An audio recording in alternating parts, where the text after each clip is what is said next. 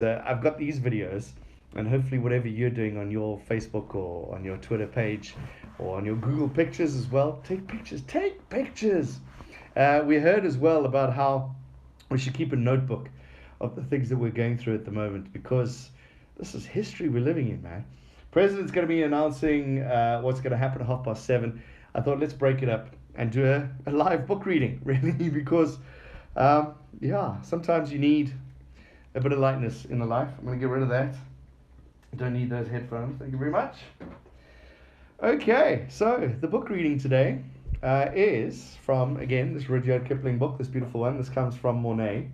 She shared this with me, The Just So Stories by Rudyard Kipling. This is how the leopard got his spots, I guess. But today we're going to read How the Rhinoceros Got His Skin. It's a long story, I think. They're all kind of a long story. I'm going to show you, oh no, it's a shortish one today. I'm going to show you pictures as well, which is cool. Yay! Obviously, if you're listening to me on the radio, you're not going to be able to see the pictures, but if you're watching me on the video, I'll show you pictures, because why not? How the Rhinoceros Got His Skin by Rudyard Kipling. Once upon a time, on an uninhabited island on the shores of the Red Sea, there lived a Parsi. From those the rays of the sun were...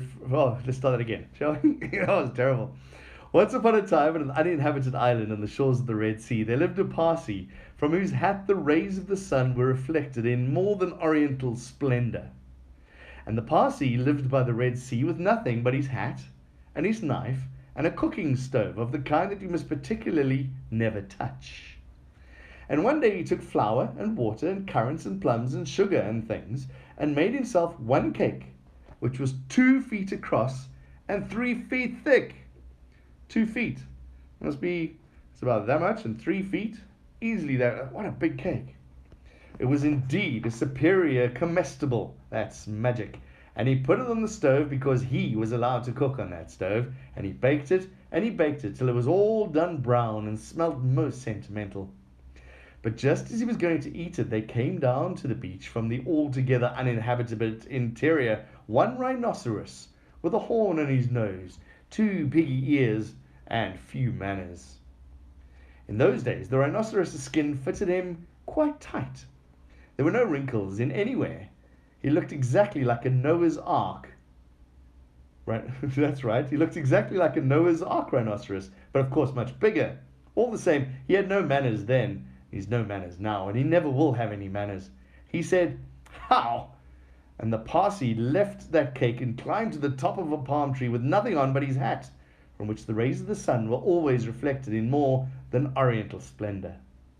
And the rhinoceros upset the oil stove with his nose, and the cake rolled in the sand, and he spiked the cake on the horn with his nose, and he ate it. And he went away, waving his tail, to the desolate and exclusively uninhabited interior, which abuts on the islands of Mazandaran, Socotra, and the promontories of the larger equinox. Okay. Then the Parsi came down from his palm tree and put the stove on its legs and recited the following sloka, which, as you haven't heard, I will now translate to relate. Them that takes cakes, which the Parsi man bakes, makes dreadful mistakes. And there was a great deal more in that than you would think, because 5 weeks later there was a heat wave in the Red Sea, and everybody took off all the clothes they had. The Parsi took off his hat, but the rhinoceros took off his skin and carried it over his shoulders as he came down to the beach to bathe. In those days it buttoned underneath with 3 buttons and looked like a waterproof. He said nothing whatever about the Parsi's cake because he had eaten it all, and he never had any manners then, since, or henceforth. He waddled straight into the water, blew bubbles through his nose, leaving his skin on the beach. Presently the Parsi came by and found the skin, and he smiled one smile that ran all around his face 2 times. Then he danced 3 times around the skin and rubbed his hands. See, look, there's the picture. Can you see that? A picture of the Parsi and the rhino. Here we go. So the Parsi's rubbing his hands. He went to his camp, filled his hat with cake crumbs, for the Parsi never ate anything but cake, and never swept out his camp. He took that skin, and he shook that skin, and he scrubbed that skin, and he rubbed that skin just as full of old, dry, stale, tickly cake crumbs and some burnt currants, whatever it could possibly hold that he climbed,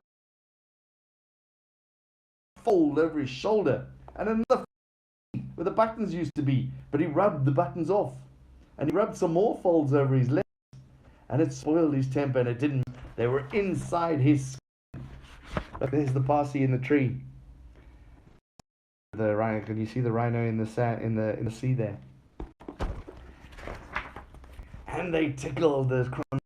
So he went home very angry indeed and horribly scratchy. And from that day to this, every rhinoceros has great folds in his skin and a very bad temper, all on account of the cake crumbs inside. But the Parsi came down from his palm tree wearing his hat. The rays of the sun were reflected in more than oriental splendor, picked up his cooking stove, and went away in the direction of Orotova, Amygdala, meadows of Onantarivo, and the marshes of Sonaput. And that is how the rhino got his skin. And we'll do another story. It's the highlight, how the leopard got his spots. At 6:45 tomorrow. All I can. President will be speaking in half an hour or so from now. Hopefully, you stay indoors, stay safe, wash your hands, don't touch your face if you can. Look after your friends, phone your friends, stay indoors. You don't have to go to work. Let's see what the president.